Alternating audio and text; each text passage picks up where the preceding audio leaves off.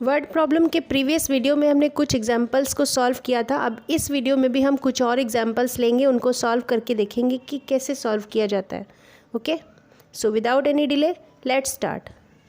Question number 2 is Amit bought a book for ₹350 and a notebook for ₹50 and a pen for ₹30.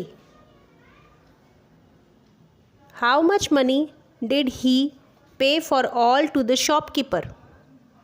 Okay, अब इसे solve कैसे करना है। Previous video में हमने कुछ पॉइंट्स बताए थे कि एक वर्ड प्रॉब्लम को सॉल्व करते समय कुछ पॉइंट्स को ध्यान में रखना पड़ता है। तो उन पॉइंट्स के अकॉर्डिंग, अगर आपको याद नहीं तो आप प्रीवियस वीडियो भी देख सकते हो, मैंने लिंक डिस्क्रिप्शन में दे दिया है। उन पॉइंट्स के अकॉर्डिंग हमें पहले क्वेश्चन को समझना पड़ता है। फर्स्ट पॉइंट था कि रीड द क्वेश्चन केयरफुली। मतलब क्वेश्चन में क्या है, अमित ने कुछ परचेसिंग की है, क्या क्या, एक बुक खरीदी है उसने 350 रुपीज़ की, एक नोटबुक खरीदी है 50 रुपीज़ की, और उसके साथ साथ उसने एक पेन भी खरीदा है 30 रुपीज़ का। ठीक है, तो ये उसमें पॉइंट्स मेंशन है। और हमारा सेकंड पॉइंट भी यही था कि उसमें सारे जो पॉइंट्स मेंशन है उनको 1 बाय 1 हमें नोट करना होता है। तो हमने क्वेश्चन को समझ लिया और उसके पॉइंट्स को हमें नोट करना होगा। और थर्ड पॉइंट था कि हमें क्वेश्चन में ये पता करना है कि हमें ये पूछ क्या रहा है, क्वेश्चन में एग्जैक्टली क्या पूछा जा रहा है। तो क्वेश्चन में ये पूछ रहा है कि उसने ये सब चीज़ें जो खरीदी हैं, एक बुक खरीदी है, एक नोटबुक खरीदी है, एक पेन खरीदी है, तो उसने टोटल कितना इन्वेस्ट किया या टोटल उसने शॉपकीपर को कितने रुपए दिए, कितना पे किया, यही पूछ रहा है। तो हम इसको सॉल्व कैसे करेंगे। सबसे पहले हम इसके जो पॉइंट्स इसमें मेंशन है उनको नोट करेंगे।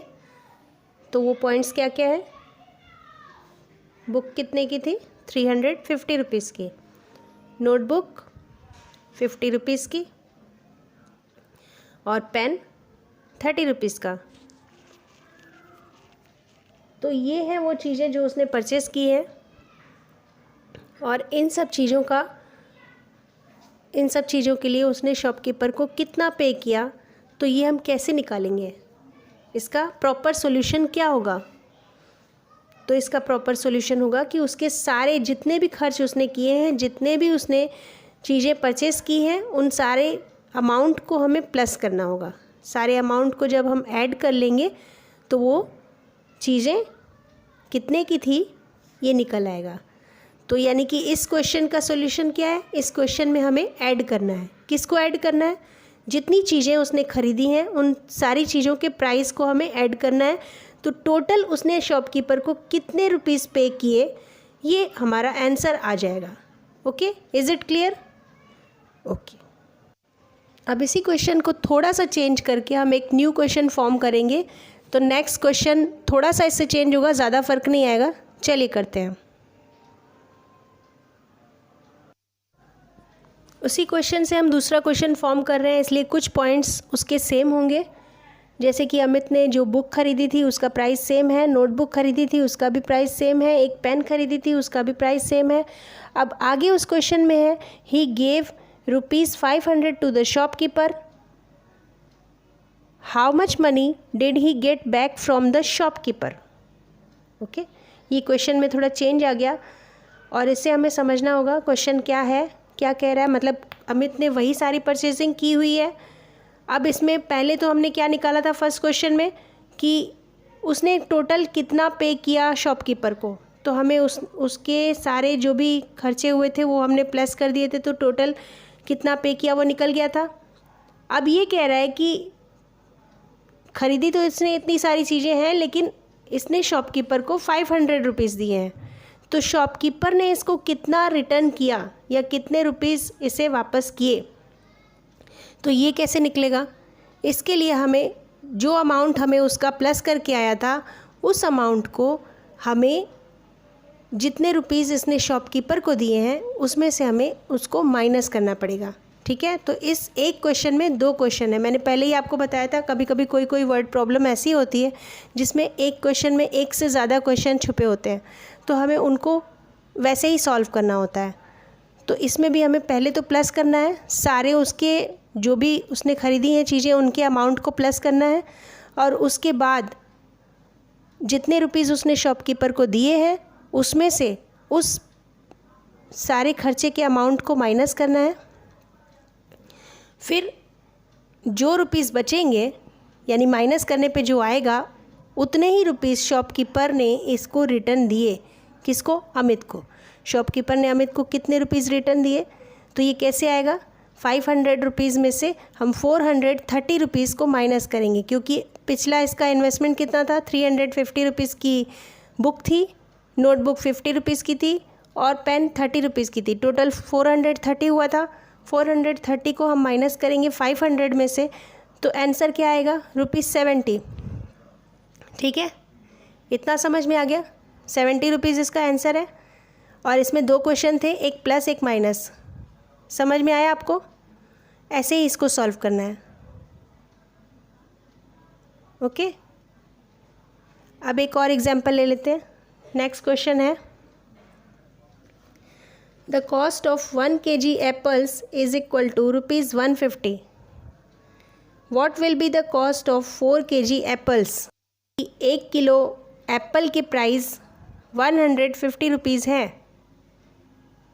कितने होते हैं मुझे नहीं पता है, मैंने ऐसे ही रैंडमली लिख दिया है। ओके, मान लो कि 150 रुपीज़ के ही 1 kg होते हैं। ठीक है, तो अभी हमें 4 kg अगर परचेज़ करना है या लेना है तो 4 kg का प्राइस हम कैसे निकालेंगे? हमें तो केवल 1 kg का प्राइस पता है। 1 kg का प्राइस क्या है? 150 रुपीज़। ठीक है, तो क्वेश्चन समझ में आ गया। और उसमें पॉइंट्स क्या मेंशन किए हुए हैं? 1 kg का प्राइस दिया हुआ है, 1 kg एप्पल का क्या प्राइस है वो मेंशन किया हुआ है। ठीक, पूछ क्या रहा है इसमें कि 4 kg का प्राइस क्या होगा। अब वो हम कैसे निकालेंगे? The cost of 1 kg apples is equal to ₹150। Okay, the cost of 4 kg apples is equal to, अब यही तो हमें पता करना है ना, क्वेश्चन में यही हमें निकालना है। 4 kg एप्पल की प्राइस निकालना है, तो कैसे निकालेंगे हम? तो इस क्वेश्चन का सॉल्यूशन ये है कि जब भी किसी 1 का प्राइस पता हो, 1 वो kg भी हो सकता है, 1 वो यूनिट भी हो सकता है। अगर 1 का हमें प्राइस या अमाउंट या कोई भी जो उसका नंबर है वो पता है जो दिया हुआ है, और हमें 1 से ज़्यादा का निकालना है, 2 का निकालना है, 3 का निकालना है, 4 का निकालना है, 50 का निकालना है, 100 का निकालना है, कितने भी ज़्यादा का निकालना है, वो 1 से ज़्यादा का निकालना है हमें, तो इस क्वेश्चन में हमें मल्टीप्लाई करना होगा। ओके, मल्टीप्लाई किस नंबर से करना होगा? जो 1 का प्राइस दिया हुआ है वो उस नंबर को मल्टीप्लाई करना होगा जितने नंबर का हमें निकालना है उस नंबर से। तो इसमें 150 को हमें मल्टीप्लाई करना होगा 4 से, क्योंकि हमें 4 kg के प्राइस निकालने हैं। ठीक है, तो हम इसको मल्टीप्लाई करेंगे, 150 को 4 से मल्टीप्लाई करेंगे। तो मैं यहाँ मल्टीप्लाई करके नहीं दिखा रही हूँ, बहुत इजी है, आप लोग कर लोगे। मुझे बस ये बताना था कि इसको सॉल्व कैसे करते हैं। Is it clear? कोई प्रॉब्लम है तो आप कमेंट बॉक्स में लिखिए इसको। सारे वर्ड प्रॉब्लम चाहे जो भी हो, बस उसको ऐसे ही सॉल्व करना होता है। पहले उसको समझिए, पॉइंट्स को नोट कीजिए, देखिए क्या पूछ रहा है और उसका प्रॉपर सोल्यूशन क्या है। अब एक लास्ट एग्जाम्पल और ले लेते हैं। Okay, Raghav paid ₹660 to a shopkeeper for a dozen of notebooks. What is the cost of each notebook?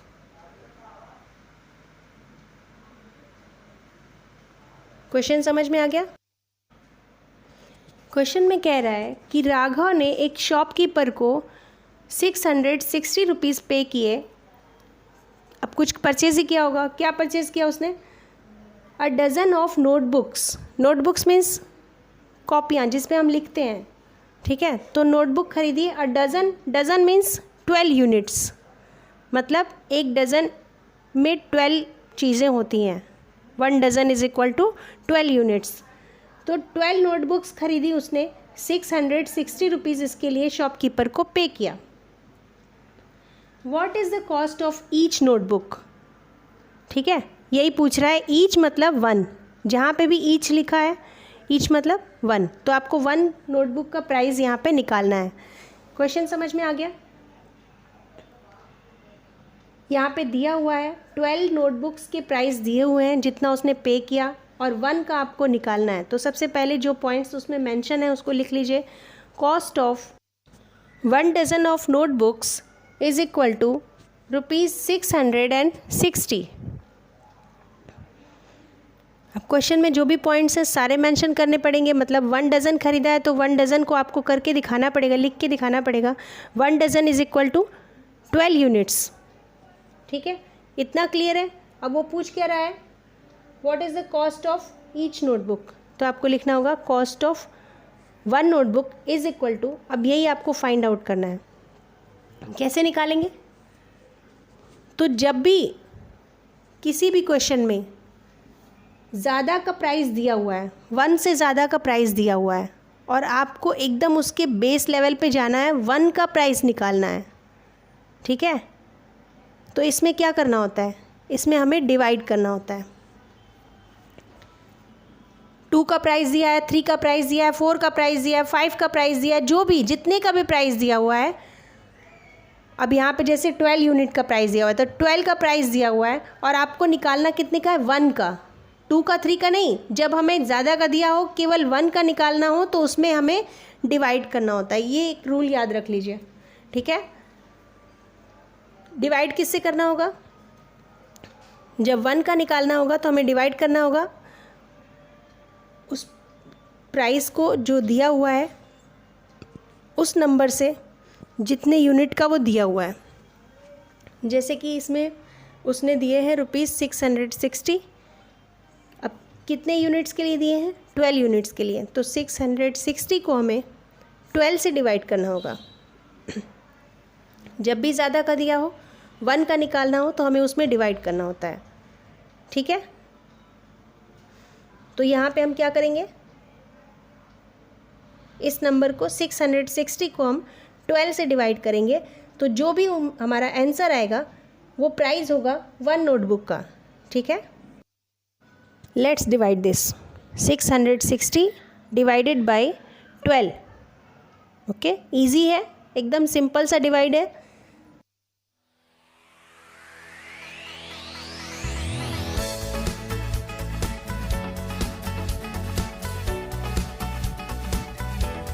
Answer आ गया हमारा। Answer is 55। ओके, तो 1 नोटबुक का प्राइस क्या हुआ? 55 रुपीज़। समझ में आ गया क्वेश्चन पूरा? ऐसे ही सॉल्व करना है इसको। Okay, is it clear?